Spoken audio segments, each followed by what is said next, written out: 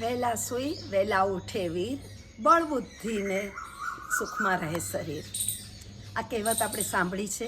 ચાલો આપણે આજે એને અનુસરીએ અને આપણા બાળકોને પણ એને અનુસરાવીએ.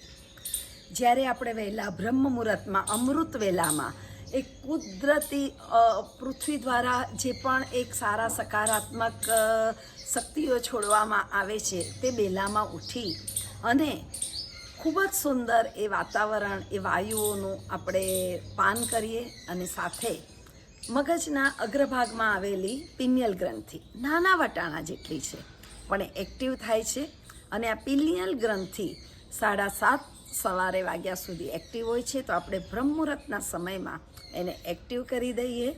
આજ્ઞાચક્ર ઉપર આપણે ગોળ ગોળ ગોળ ગોળ ગોળ હાથ ફેરવીશું, આજથી આમ થપથપાઈશું, પિનિયલ ગ્રંથિને એક્ટિવ કરી દઈશું અને પછી અનુલોમ વિલોમ, ભ્રામરી અને ઓમકાર પ્રાણાયામનો અભ્યાસ કરીશું અને આપણે જે ધારીશું તે મેળવીશું.